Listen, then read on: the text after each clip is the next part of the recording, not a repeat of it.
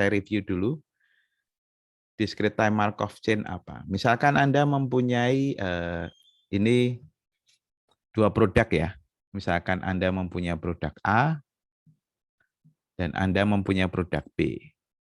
Jadi ini untuk memberikan ilustrasi bagaimana sebenarnya proses stokastik itu ada di sehari-hari. Anda mempunyai dua produk, produk A, produk B.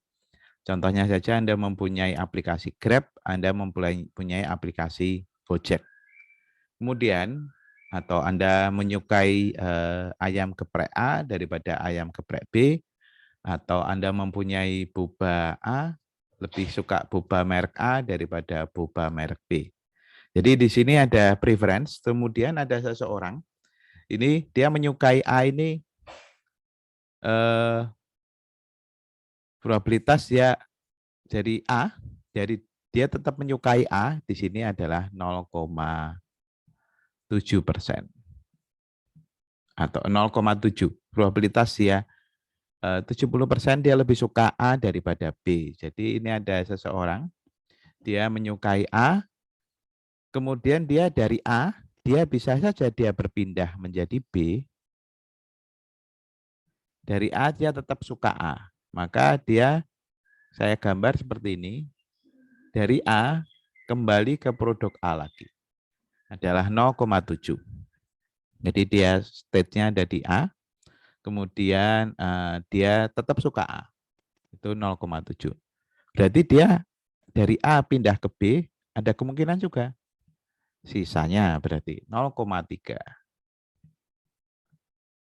Ya, ini satu tahap dulu. Ada seseorang dia menyukai suatu produk 0,7, kemudian probabilitasnya adalah 0,7 tetap suka A, kemudian 0,3 dia akan pindah ke B. Mungkin bisa juga kalau yang punya cewek ini 0,7 tetap di ceweknya, ada probabilitas 0,3 pindah ke cewek yang lain. Ya, apapun itu, intinya adalah ada contoh A, di sini ada dua produk A dan B, kemudian Anda suka salah satu dengan preferensinya. Ambil saja ini B, sementara seseorang yang suka B, dia ada probabilitasnya, dia tetap suka B itu 0,9. Ya, dia suka produk B 0,9, kemudian dia akan pindah ke A, dia bosen, misalkan dia bosen sama suatu produk mie G titik-titik-titik-N dibandingkan dengan Yami P titik-titik A. Itu produknya disembunyikan ya, ini nanti direkam. Ya. Jadi Anda mempunyai suatu produk A dan B, Anda mempunyai preference tetap suka A, probabilitasnya 0,7, tapi suatu saat akan bosan pindah ke B 0,3. Demikian juga ada orang yang dia suka B, kemudian dia preferensinya tuh kalau sudah suka B ini dia setia 0,9, tapi kemudian ada probabilitas 0,1. Dia akan pindah ke A. Sebenarnya dari mana sebenarnya angka-angka ini didapatkan? Kalau teman-teman survei, jadi 100 orang disurvei. Yang suka produk A ini disurvei. Nah, ini jadi aplikasinya tuh sangat banyak sekali.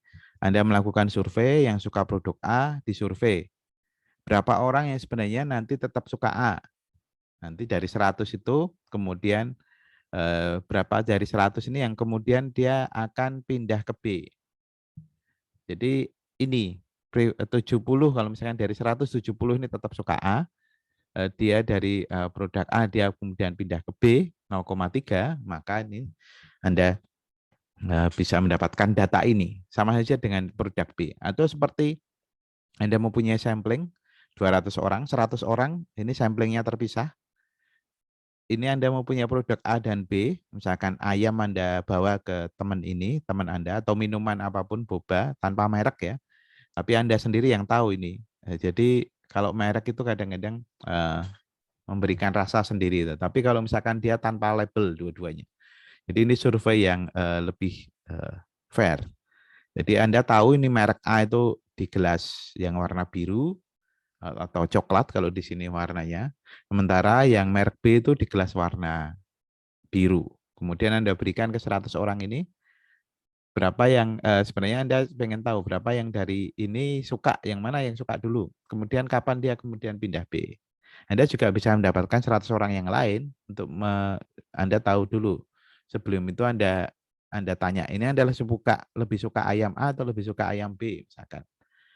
Atau lebih suka minuman A atau minuman B. Anda suka, oh saya suka A, coba ini, dua ini suka yang mana. Nanti kan Anda lihat, kalau dia benar-benar suka A, dia akan tetap milih minum yang sama. Sementara kalau dia ternyata suka B, dia akan milih yang B. Nah ini yang Anda dapatkan dari preferensi seperti itu. Jadi orang yang benar-benar suka B, dia akan tahu rasanya, sehingga dia probabilitasnya tetap suka, walaupun itu tanpa melihat merek. Jadi ini ya, probabilitas ini didapatkan bisa dari survei. Nanti teman-teman kalau yang sudah tugas akhir model dinamik atau model stokastik, Anda akan mendapatkan sebenarnya banyak aplikasi di sini. Preference. Kalau yang suka statistik nanti di sini juga ada. Sebenarnya ini matriks ini probabilitas ini bisa kita modelkan sebagai discrete time Markov chain ya. Kenapa discrete time? Ini rantai Markov dulu. Kita sebut saja matriksnya adalah P. Jadi matriks P ini preferensinya dia di sini tadi produk A, B, kemudian di sini dari A ke B ya. Oke ya, dari A tetap ke A di sini 0,7, dari A pindah ke B 0,3. Anda lihat di sini sigma ke kanan, sigma PIJ, P1J, ya.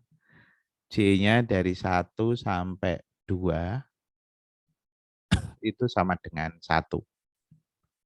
Itu artinya apa? P1 kan ini kolom baris pertama. Baris pertama J-nya jalan dari kolom pertama kolom kedua. Jadi J-nya itu kan kolom P1 ya di sini 1J ya. Ini jumlah ke kanan itu 1 ya. Ini adalah matriks stokastik berarti. Ya, karena jumlah ke kanan 1. Yang B juga saya tuliskan dia pindah 0,1, kemudian dia akan tetap ke B 0,9 ya. Anda sudah mempunyai beberapa properti ini. Discrete time, kenapa ini adalah waktu discrete? Karena di sini ini berubahnya untuk waktu-waktu tahapnya. Jadi tahap pertama, misalkan setelah pada periode pertama dia suka ini, maka kalau pada periode kedua, maka ini saya pangkatkan. Ya. Setelah 2 periode, jadi setelah minum 2 kali, atau setelah makan 2 kali, maka ini sama saja saya pangkatkan, P kali P jadinya. Dan seterusnya, kalau ini saya pangkatkan N, P pangkat N, yang N-nya di sini menuju ke tak hingga,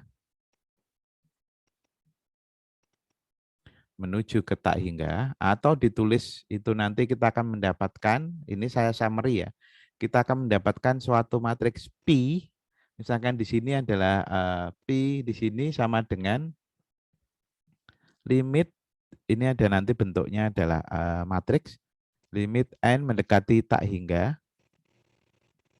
dari P pangkat N. Ya. Ini yang kita sebut sebagai stationary distribution. Ya. Kalau ada yang belum jelas, stationary distribution. Ya, tadi ada yang bilang di mana? Bahasa Inggris saya nggak bagus, justru ini saatnya untuk belajar bahasa Inggris.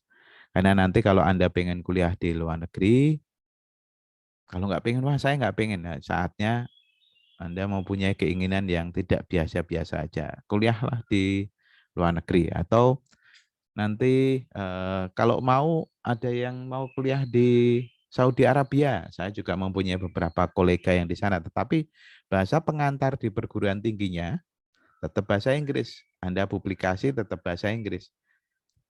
Teman saya ada 2 yang di namanya Khalifa University. Anda searching saja di Abu Dhabi. Itu teman S3 saya. Yang satu dari Rumania, yang satu dari Indonesia. Dua-duanya suka ternyata kerja di sana daripada kerja di Eropa. Yang satu ini sudah sebenarnya profesor di Inggris. Orang Indonesia yang sudah menjadi profesor di Inggris. Namanya kalau Anda searching Profesor Hadi Susanto. Itu dulu kuliah di Belanda bareng saya. Dia kerja di Inggris sebagai dosen di sana, sudah profesor. Baru saja pindah tahun kemarin ke Saudi Arabia.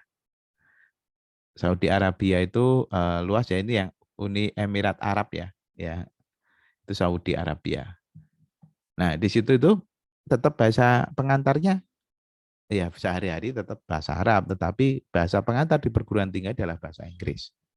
Anda bisa kuliah di sana kalau pengen, itu kalau mau umroh atau mau itu dekat sekali.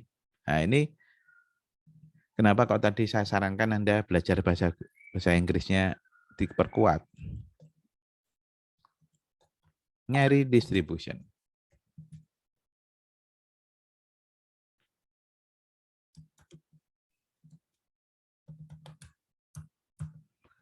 Jadi stationary distribution seperti ini. Jadi limit N mendekati, sini tak hingganya nggak ada ya. N mendekati tak hingga dari P pangkat N. Ya, sekali lagi, kalau kita balikkan ke supaya nggak bingung ini. Awalnya adalah saya mempunyai produk A dan saya mempunyai produk B, kemudian saya melakukan survei ke 100 orang, saya tanyakan orang ini 100 orang yang suka A nih, berapa persen dia tetap A? 0,7, kemudian berapa persen dia kemudian pindah ke B 0,3. Demikian juga saya tanyakan ke 100 orang yang ada di suka B, ini berapa persen tetap suka B, ini 0,9, dia kemudian pindah ke A 0,1.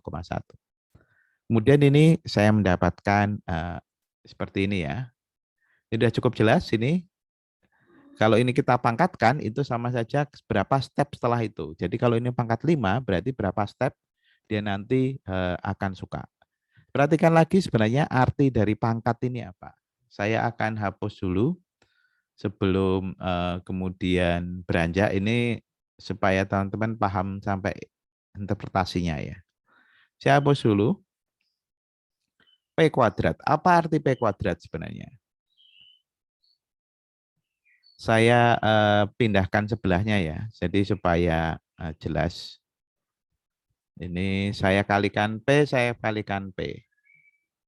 Ini, oh ini nggak usah dihapus.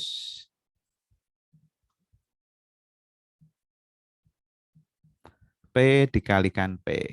Ini jadi matriks P di sini 0,7, 0,3, 0,1, 0,9. Baik. Kalau ini saya kalikan, supaya agak interaktif saya minta. Siapa tadi? Ricardus Bintang. Coba ini dikalikan hasilnya berapa? Ada Ricardus Bintang?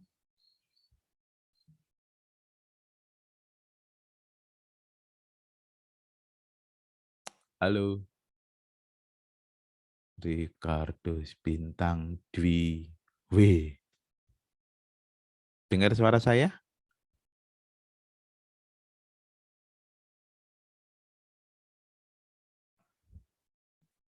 Oh, kesulitan koneksi kah? Halo, Ricardus Bintang. Reconnect ya. Saya kick dulu ya. Nanti connect lagi. Kalau susah koneksi, saya kick dulu.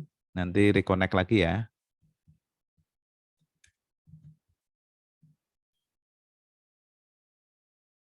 Iya. Halo, Ricardus, sudah? Satu, dua, dua putaran, tiga putaran. Ya, silahkan reconnect lagi. Ya, ini baik. Saya minta tolong teman-teman yang lain untuk ini perkalian mudah ya. Jangan deg-degan. Ini mudah. Tadi saya ingin ngecek yang off cam ini. Ternas bisa dengar suara saya? Bisa, Pak. Oke, coba kalau dikalikan ini gimana?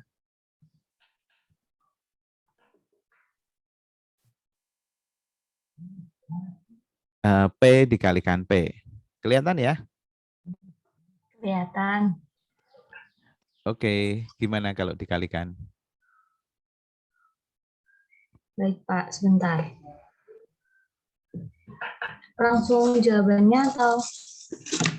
Ini konsepnya dulu. Kalau saya mengalihkan matriks, ini ditulis, ini saya tulis lengkap dulu. Jadinya gimana? 0,7 dikalikan 0,7 dikali 0,7. 0,7 dikalikan 0,7. Oke, ini saya tulis lengkap dulu. 0,7 dikalikan 0,7.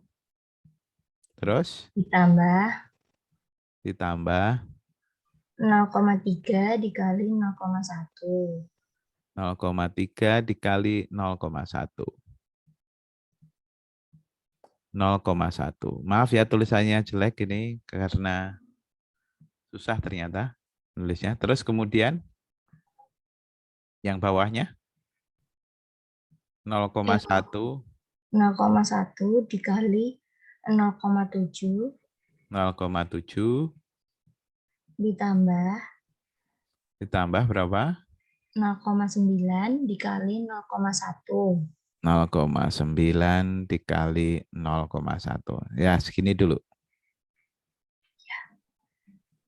Oke, berarti sebenarnya konsep perkalian matriks. Terima kasih ya Terna. Jadi konsep perkalian matriks kan ini A dikalikan A. Ya, Anda lihat di sini. Saya ganti whiteboard-nya, saya ganti angkanya. Ini, aduh, ini A dikalikan A, kemudian B dikalikan B ya. Ini yang di atas ini ya. Ini ya. A dikalikan. Jadi dia ada pencabangan sebenarnya. A di sini dia bisa pindah ke A, kemudian atau pindah ke B. Ini yang di tahap pertama ya.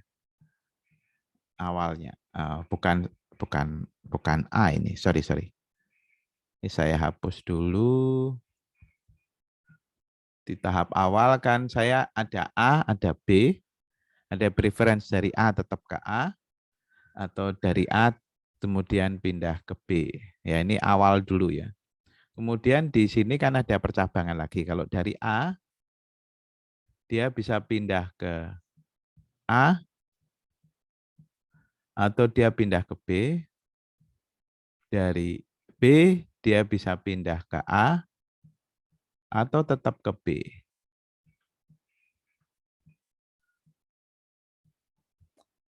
Ya, jadi dari A ke A ini sini Anda sudah lihat ini grafik nilainya 0,7. Kemudian di sini 0,3.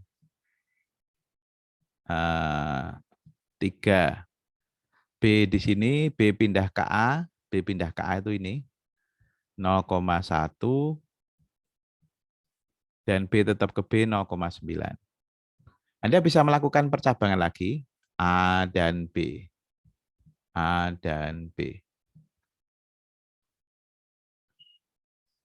Kalau Anda lihat dari sini A tetap ke A, berarti di sini sebenarnya yang Anda lihat ini Anda kalikan A dikalikan A plus B dikalikan ke B.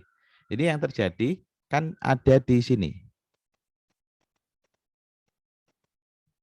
Di sini ini adalah probabilitas A tetap akhirnya ke A.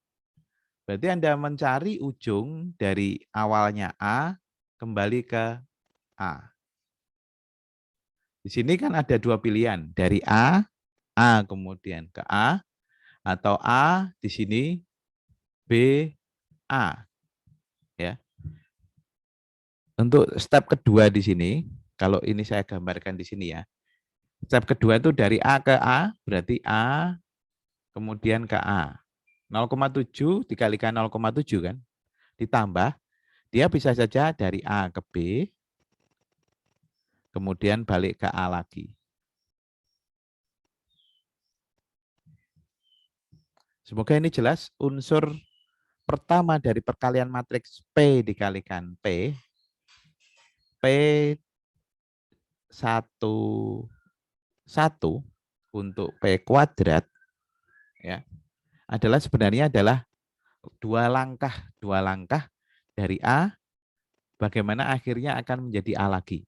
Ya, di sini 1 kan di sini dari A akhirnya menjadi A dalam 2 step. Itu ada di kuis kemarin sudah pernah ditanyakan. Kalau saya 5 langkah, bukan pacar 5 langkah ya. Jadi 5 langkah saya akan sampai kemana? Nah inilah yang sebenarnya yang arti dari P kuadrat. Ini 2 langkah. Jadi 2 langkah dia tetap ke A, berarti adalah komponen dari P11. Kalau ini 3, berarti Anda tinggal mencari pencabangan seperti ini. Jadi A, B, A, B. Jadi di sini kalau ini dicabang, maaf ini gambarnya mungkin tidak jelas karena keterbatasan tempat. Kalau ini gambarnya saya hapus nanti ilustrasinya kurang. Jadi sebenarnya saya bisa tuliskan lagi ya. Dari A, dia menuju ke A dalam 1 step, kemudian dia akan menuju ke A lagi. Ya, ini probabilitas A menuju ke A, 1 step, kemudian di sini 2 step. Inilah kenapa di sini ada 0,7 dikalikan 0,7. A ke A di sini 0,7, dari A ke A lagi adalah 0,7. Kemudian dari A bisa saja dia pindah ke B, kemudian balik lagi ke A. Inilah arti dari PII2. Jadi 2 langkah. Ini 1 langkah, ini A ke B adalah 0,3, B ke A-nya 0,1. Ya. Jadi paham ya, komponen dari matriks ini adalah sebenarnya kemungkinan langkah sehingga dia akan kembali ke A. Kenapa kemudian kita mendapatkan stationary distribution? Artinya adalah kalau setelah N yang cukup lama, dia akan stationary di sini. Ya. Apakah ada pertanyaan sampai di sini? Jangan bingung lagi. Saya hapus ini supaya ini jelas. Saya hapus dulu. Kalau ada pertanyaan silahkan tuliskan di chat. Kalau misalkan memang koneksinya lambat atau Anda ada masalah di mic-nya. Jadi sekali lagi tadi arti dari kuadrat itu adalah artinya banyaknya langkah ya. Seperti yang dicontohkan di atas ini. Kalau setelah N langkah itu artinya setelah stationary. Jadi kembali lagi ke interpretasi sama saja kalau kita mempunyai preference, kemudian setelah 3 kali Anda makan itu akan Anda probabilitasnya berubah berapa? Itu bisa dihitung. Jadi kalau Anda nanti kerja di perusahaan, kemudian Anda ingin menganalisis perilaku dari customer, Anda bisa melakukan ini. Ya, Anda bisa melakukan seperti ini. Oh ya, by the way, saya akan stop share dulu untuk sedikit ilustrasi kenapa kita penting untuk belajar stokastik ini.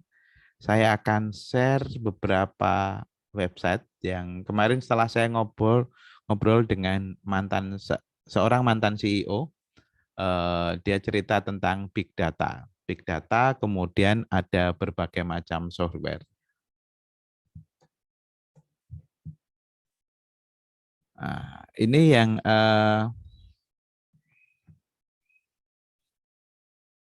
ini adalah alat yang sudah kelihatan ya. Teman-teman lihat apa di sini?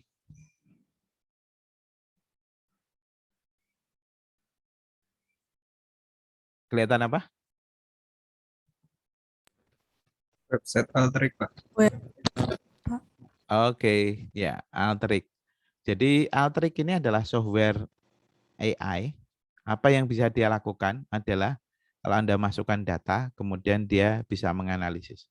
Sama seperti customer seperti ini. Di belakangnya sebenarnya ada suatu proses menghitung probabilitas dan segala macam sehingga akhirnya keluar angka. Tapi di sini Anda mungkin bisa tertarik juga sebenarnya terapannya itu bisa jauh kemana sih? Ini contohnya untuk behavior dari customer tinggal di input, nanti ada machine learning, ada artificial intelligence, keluar data. Anda bisa searching nanti, Kalau Anda, waduh kok malah berisik ini ya. Anda bisa searching, coba searching di YouTube Alteryx. Banyak sekali kalau yang tertarik sebenarnya saya belajar susah-susah. Stokastik itu seperti apa ini? Saya bingung-bingung. Coba Anda YouTube-nya Alteryx. Alteryx ada banyak sekali websitenya. Bisa nanti untuk menganalisis data seperti apa ini nanti ada contohnya.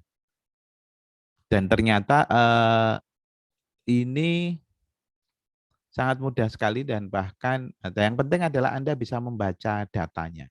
Nah, justru pada saat kita belajar stokastik seperti ini, sebenarnya kita belajar untuk memodelkan matematika. Banyak sekali ini video-video, kalau yang tertarik saya post saja di grup ya. Saya post di grup stokastik terkait dengan ini ya, Alteryx. Saya sarankan Anda juga kalau misalkan pengen bayangkan nanti kerjanya di mana. Ini salah satu perusahaan yang kalau Anda menguasai software-nya ini software-nya bisa ada trial atau demo Anda bisa request. Saya sudah request dan saya dapat lisensi 1 tahun, cuman masalahnya ini adalah under Windows. Jadi saya perlu menginstal Windows dulu.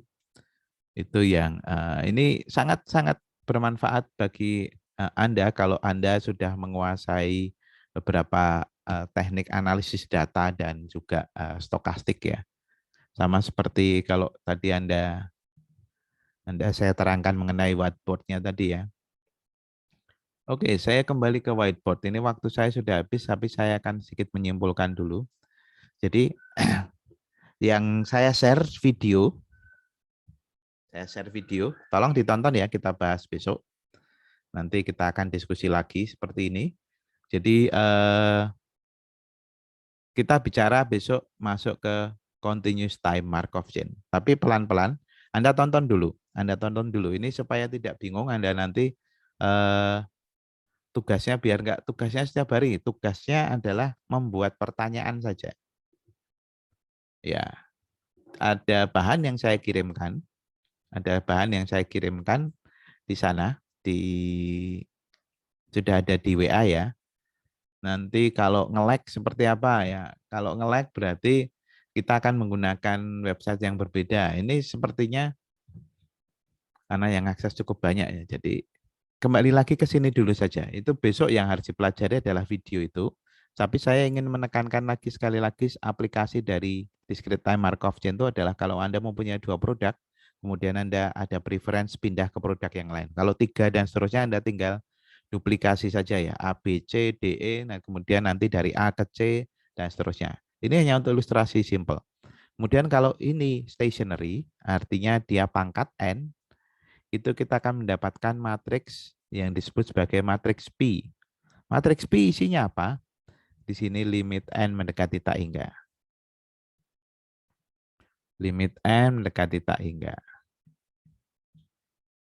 Anda bisa menggunakan berbagai software, salah satunya R, tapi dia memang tidak didesain untuk matriks, jadi tidak begitu cepat.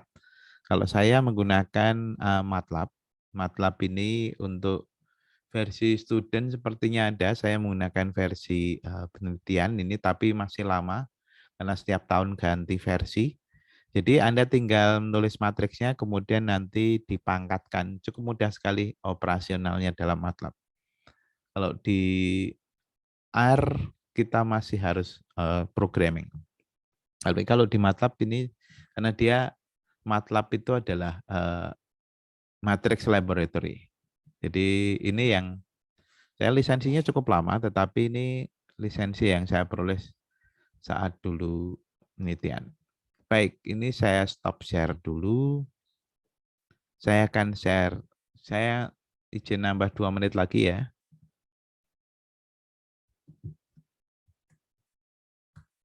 P sama dengan ini ya, 0,7, 0,3, Nulisnya seperti ini, cuman kurung siku, kemudian tulis. Ini kelihatan matlabnya? Kelihatan, Pak. 0,1 tadi kan pindah dari matriks itu saya tulis lagi 0,9.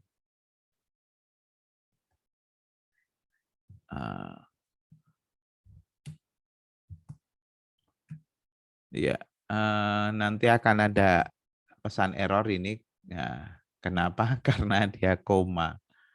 Harusnya ini titik. Karena kalau koma dianggap sebagai spasi. Ya.